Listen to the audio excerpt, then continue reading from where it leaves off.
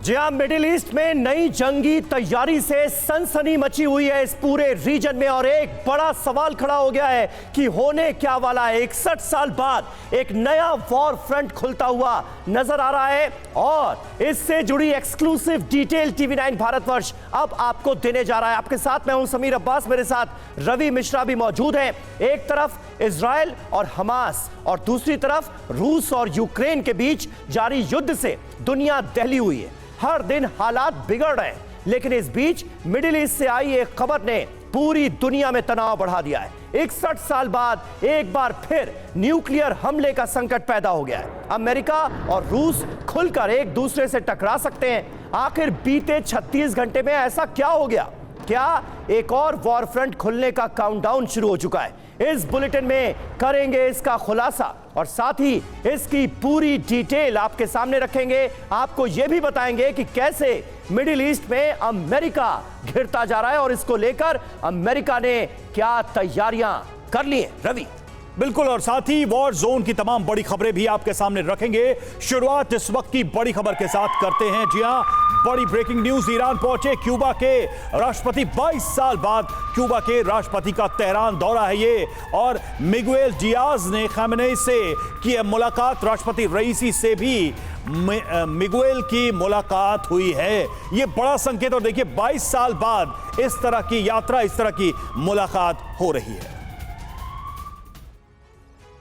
जी हां, तो ये बड़ा डेवलपमेंट है जिसके बारे में हम आपको दे रहे हैं खबर। क्यूबा के राष्ट्रपति मिगुएल डियाज के एक दौरे ने पूरी दुनिया में टेंशन बढ़ा दी है। क्यों ऐसा हुआ है और क्या संकेत मिल रहे हैं आने वाले वक्त के लिए? देखिए बैठक में किन मुद्दों पर बात हुई है। अमेरिका के खिलाफ गठबंधन पर इस मीटिंग में जोर दिया गया है। अमेरिका का जानी दुश्मन ईरान क्या तैयारियां कर रहा है? पश्चिम के तनाव से निपटने पर इस मीटिंग में रवि बड़ी चर्चा हुई है। बिल्कुल, और देखिए इजराइल के खिलाफ बड़ी प्लानिंग है ये, और ये मीटिंग अपने आप में बता रही है कि किस तरीके से आगे की योजना पर काम किया जा सकता है। फिलिस्तीन को सहयोग बढ़ाने पर इसमें चर्चा हुई है और गाजा में बिगड़ते हालात पर भी बात हुई है। बिल्कुल, तो आने वाले वक्त में इन दो बड़े नेताओं का क्या रोल रहने वाला है ये देखना होगा। आपसी सहयोग बढ़ाने पर सहमति बनी है दोनों के बीच, और अब स्ट्रैटेजी क्या होगी इजराइल के खिलाफ, उस अमेरिका के खिलाफ जो इजराइल के साथ खड़ा है।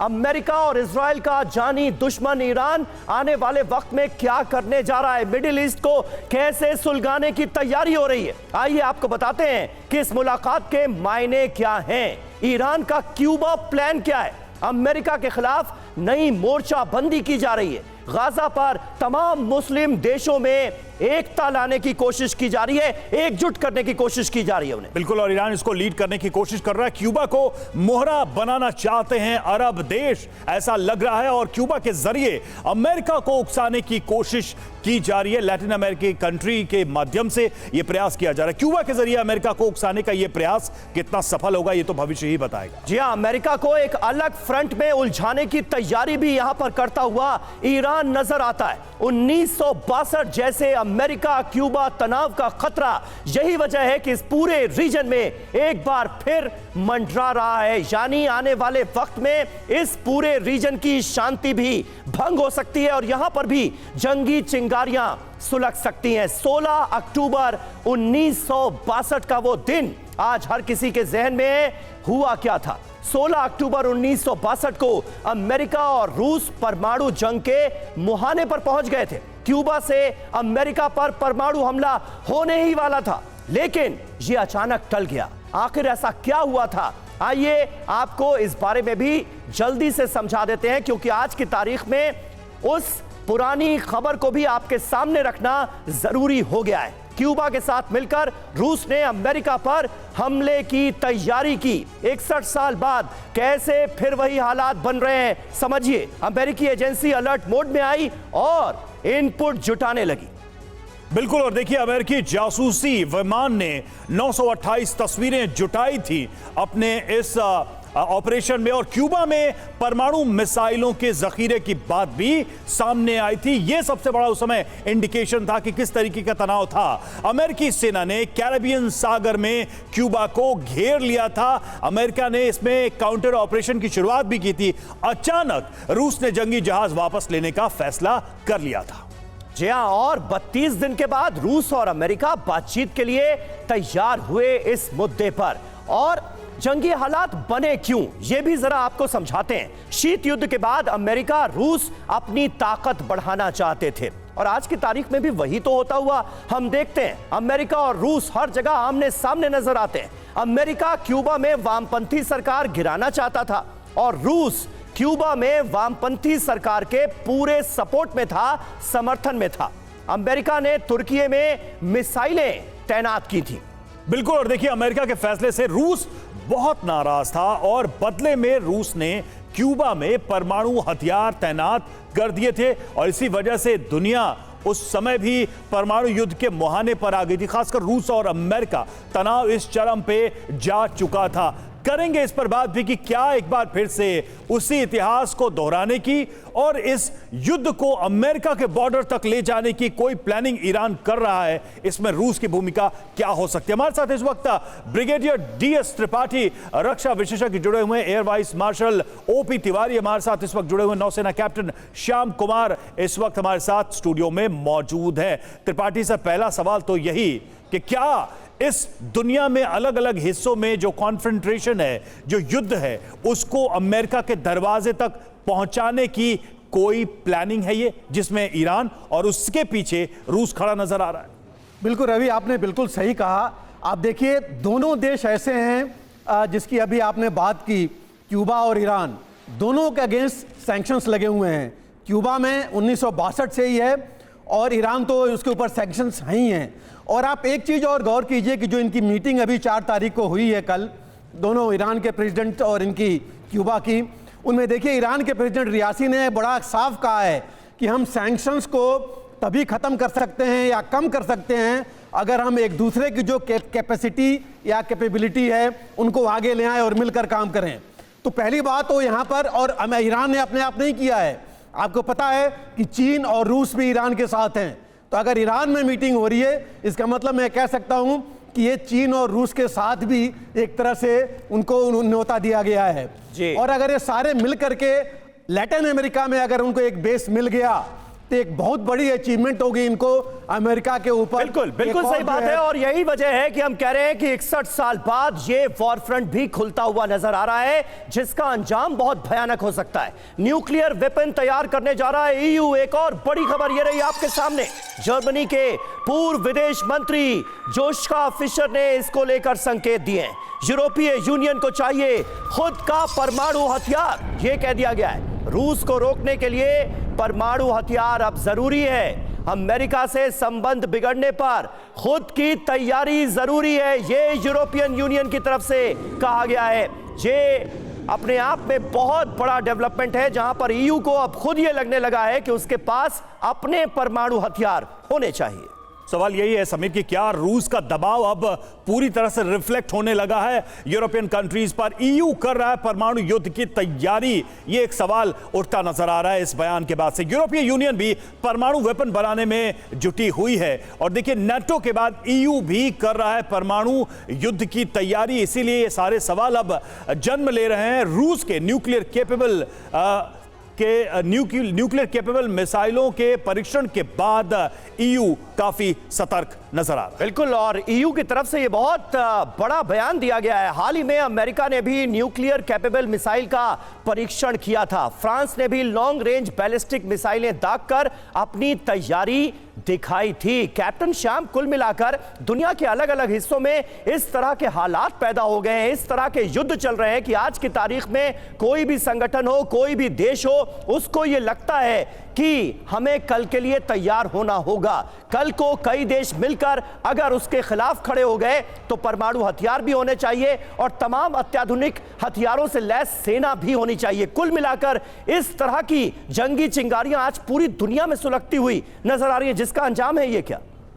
चिंगारी की बात की आपने, देखिए ये गोला भी आप दिखा रहे हैं स्क्रीन पे, आग हो ना हो चिंगारी जलते रहने चाहिए।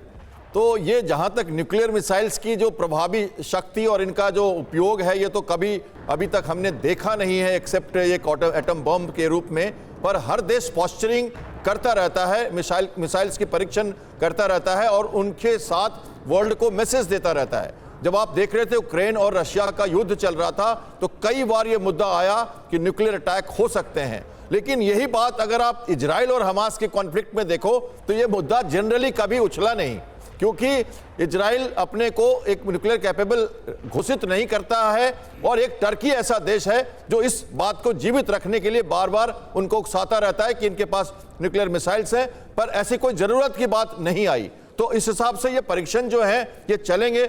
यूरोपियन यूनियन का इसमें घुसना लाजमी है, क्योंकि नाटो के अंदर यूरोपियन यूनियन के देश आते हैं तो उस देश में सभी करीब करीब नाटो के ही लोग हैं, तो वहां भी ये बात कहना एक तरह से उन्हीं के सिद्धांतों पे चलना हुआ। तो आज हम अगर न्यूक्लियर मिसाइल्स की अटैक की बात करते हैं तो ऐसा कोई डायरेक्ट मेरे को कॉन्फ्लिक्ट नहीं दिखता, ये अपनी अपनी ओपिनियन और अपनी अपनी शक्ति का परीक्षण और एक पोस्चरिंग और गेस्चरिंग कह सकते हैं। लेकिन रूस ने जो मैसेजिंग की है पूरे यूरोपियन कंट्रीज को, उसका असर जरूर दिखने लगा है। और देखिए, दो मोर्चों पर महायुद्ध चल रहा है। रूस और यूक्रेन के बीच 648 दिन से भीषण युद्ध हो रहा है। इजरायल और हमास के बीच भी प्रचंड युद्ध जारी है। ऐसे में अब जो खुलासा हुआ है उसके बाद एक बेहद डराने वाला सवाल खड़ा होता नजर आ रहा है। क्या अब परमाणु अस्त्र ही अंतिम विकल्प है? यह सवाल उठा है CIPRI की एक बेहद चिंताजनक रिपोर्ट सामने आने के बाद से।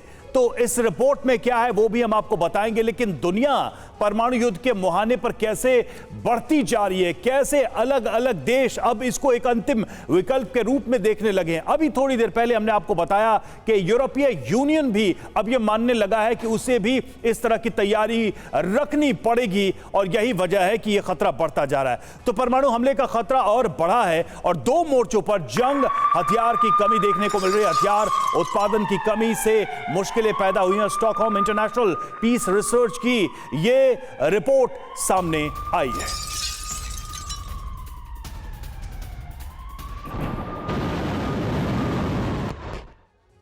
और आइए अब आपको बताते हैं कि खुलासा हुआ क्या है। सिप्री की तरफ से कहा क्या गया है। ये इंस्टीट्यूट जो है अपनी रिपोर्ट में रिसर्च के बाद क्या बताने की कोशिश कर रहा है। कुल मिलाकर रिपोर्ट से चिंता बढ़ाने वाला बड़ा खुलासा हुआ है। दो मोर्चों पर महायुद्ध के बीच यह खुलासा हुआ है कि दुनिया के 100 बड़े सप्लायर मिलकर भी हथियारों की मौजूदा मांग को पूरा नहीं कर पा रहे हैं। मतलब इससे हथियारों की किल्लत बढ़ेगी।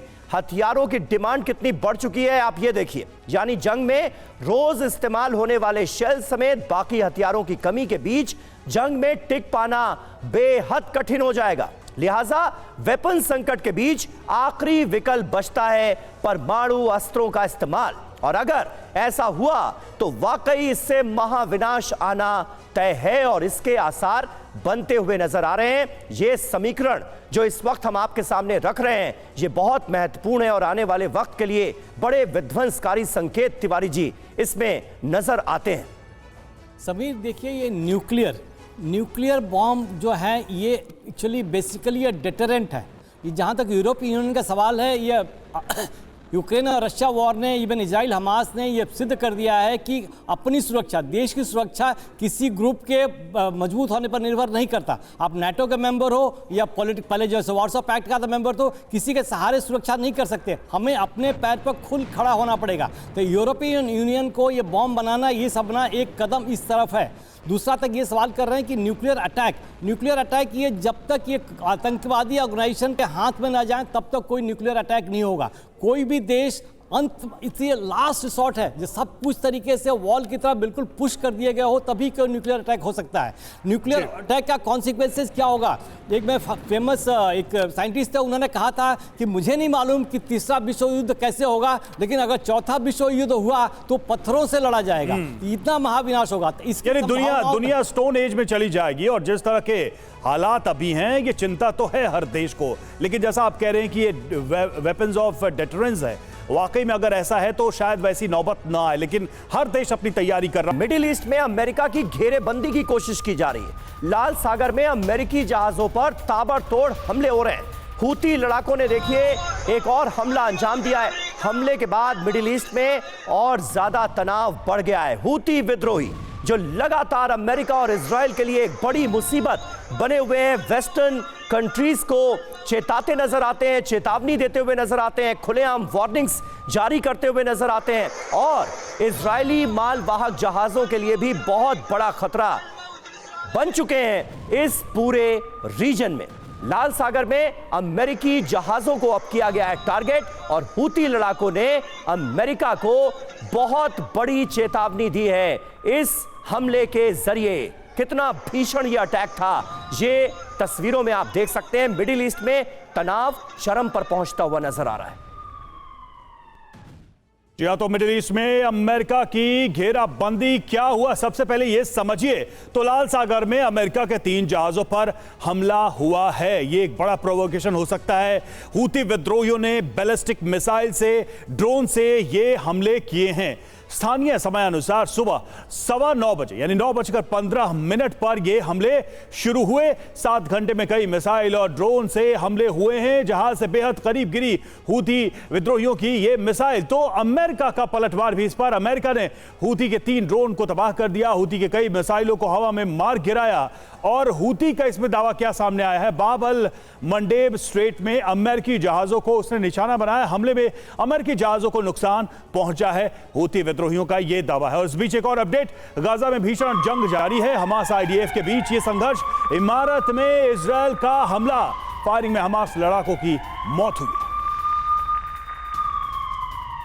और थोड़ी देर पहले हमने आपको जो वीडियो दिखाया था उससे अमेरिका बहुत परेशान है। हमने आपको दिखाया था कैसे हूती विद्रोहियों ने अमेरिका के जहाजों को निशाना बनाया है। जहाजों पर हमले के बाद अमेरिका ने ले लिया है बड़ा फैसला, नेवल फोर्स का गठन करेगा अमेरिका।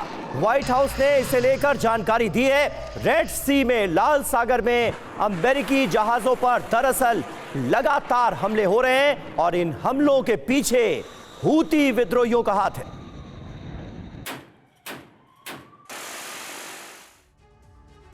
और समंदर में अमेरिका की स्पेशल फोर्स, जी हां, अमेरिका नेवल टास्क फोर्स का गठन करेगा, यह जानकारी सामने आ रही है। और जहाजों की सुरक्षा के लिए नेवल फोर्स का गठन करेगा अमेरिका। सहयोगी देशों से बात कर रहा है अमेरिका।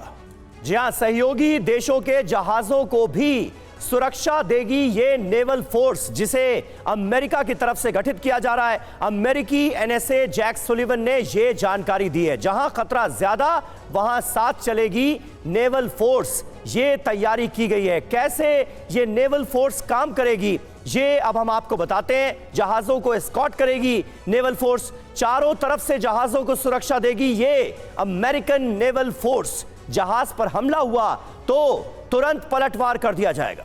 बिल्कुल, किसी भी हमले को नाकाम करेगी ये फोर्स। और जिस समुद्री क्षेत्रों में खतरा ज्यादा, वहां पर ये फोर्स चलेगी। कैप्टन श्याम, आप कैसे देखते हैं इस डिप्लॉयमेंट को, इस स्ट्रैटेजी को? नेवल फोर्स की मौजूदगी और इस प्रयोग से क्या लाभ मिलने जा रहा है, खासकर अमेरिका को? बहुत सटीक सवाल और एक ये कंटेम्प्रेरी सब्जेक्ट है। आपके चैनल से लगातार मैं इसको कहता रहा हूं। मैंने करीब 25 दिन पहले ये कहा था, जब ये पोर्ट इलियट पे पहला एसएसएम अटैक हुआ था जिसको यूएसएस कार्ने ने डिस्ट्रॉय किया था। और मैंने ये कहा था कि अब ये रास्ता रेड सी पे एस्केलेट होने से आगे बढ़ेगा। USS Carney south Suez canal पे मौजूद है और यूएसएस ब्रैटन मौजूद है और यूएसएस कार्ने पे गल्फ ऑफ एडन में आपने जो कहा, ये जिबूती के पास ये अटैक हुआ है। तो ये निश्चित है कि जब वॉर एस्केलेट होना हो और वर्ल्ड का ध्यान बढ़ाना हो तो समुद्री वॉर होती है। और इसमें सी लेंस ऑफ कम्युनिकेशन, स्लॉक्स को लगातार प्रोटेक्ट करने के लिए, मर्चेंट शिपिंग को सुरक्षित रखने के लिए वॉरशिप्स लगातार पेट्रोल करते हैं। आपको जरूरी जानकारी होनी चाहिए कि भारतीय नौसेना की यूनिट्स भी इस क्षेत्र में लगातार अपना प्रभावी कमाल दिखाती रही है। बिल्कुल बिल्कुल। और अमेरिका की ये तैयारियां बड़ी जरूरी नजर आती हैं। जिस तरह से लगातार अमेरिकी जहाजों को अब टारगेट कर रहे हैं हूती, इजरायली सेना गाजा में मचा रही है तबाही। एक और अहम खबर गाजा के रिहायशी इलाकों से इस वक्त आ रही है, जहां पर भीषण हमले हुए हैं। घर के ऊपर गिरी है मिसाइल। ये देखिए ताजा वीडियो है हमले का, वो आपको दिखा रहे हैं एक घर को कैसे बर्बाद कर दिया गया है ताजा हमले के जरिए। और दक्षिण लेबनान में इजरायल का हमला, फास्फोरस बम से किया हमला। दक्षिण लेबनान के ब्लीदा में यह हमला किया गया।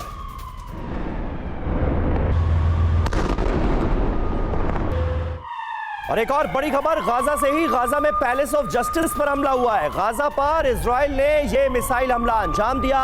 पैलेस में हमास के होने की खबर के बाद सीधे हमला किया गया। तस्वीरें आपके सामने हैं। पूरे के पूरे पैलेस को उड़ा दिया गया है। पैलेस ऑफ जस्टिस के नाम से यह पूरी इमारत जानी जाती थी, जिसे अब नष्ट कर दिया है इजराइल ने।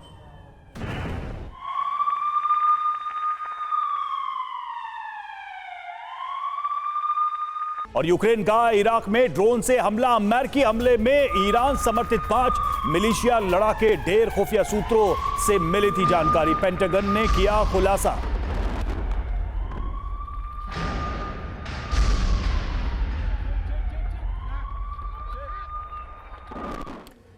तो देखिए अमेरिका को यह जानकारी कैसे मिली और जानकारी मिलते ही कैसे अमेरिका ने ईरान के बड़े हमले को नाकाम कर दिया, ये हम आपको अब समझाते हैं। आइए इस खबर से जुड़ी पूरी जानकारी, पूरी डिटेल हम आपके सामने रखने जा रहे हैं। ईरान के खिलाफ अमेरिका का बड़ा एक्शन।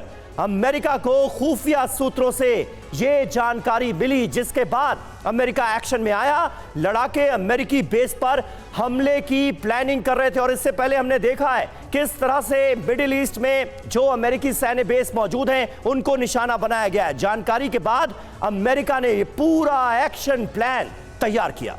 बिल्कुल, अमेरिकी हमले में ईरान का ड्रोन भी तबाह हुआ है, यह भी जानकारी सामने आ रही है। पेंटागन के प्रेस सेक्रेटरी ने खुलासा किया है इसका। और बेस पर लगातार हो रहे हमले के बाद अलर्ट पर है अमेरिका, जो रेगुलर अटैक्स हो रहे हैं उसके बाद से। जी हां, दुश्मनों के प्लान को पहले ही ध्वस्त कर दे रहा है अमेरिका। और यही वजह है कि इनके मंसूबे कामयाब नहीं हो पा रहे हैं, वरना लगातार अमेरिकी सैन्य बेस को निशाना बनाने की कोशिश मिडिल ईस्ट में की जा रही है। हमारे साथ इस वक्त तमाम खास मेहमान भी मौजूद हैं। कैप्टन श्याम हमारे साथ मौजूद है, त्रिपाठी जी हमारे साथ मौजूद हैं। ब्रिगेडियर त्रिपाठी, इस पर आपकी एक राय चाहूंगा। अमेरिकी सैन्य बेसिस को लगातार निशाना बनाया जा रहा है और ज्यादातर हमलों के पीछे वही पुरानी अदावत, वही पुरानी दुश्मनी ईरान नजर आता है। इसे लेकर आने वाले वक्त में अमेरिका क्या स्ट्रैटेजी बना सकता है? क्योंकि हमले तो लगातार हो रहे हैं और हमले को रोकने की कोशिश तो दिखती है, लेकिन कोई ऐसी कोशिश नहीं हो रही है जिसके चलते एक दबाव बनाया जा सके ईरान पर, ताकि ऐसे हमले करने की कोशिश भी ना हो। जी समीर, देखिए बिल्कुल सही कहा आपने। बाकी सारे देश देखिए मिडिल ईस्ट के तो हैं जो कि इस तरह मुखर नहीं है अमेरिका के विरोध में। वो सिर्फ कह रहे हैं मानवीय सहायता के बारे में और जो आम आदमी मारे जा रहे हैं। ईरान जो है पूरा मुखर है, वो पूरा सपोर्ट दे रहा है हुती को भी, हमास को भी, और जो हिजबुल्लाह है सबको।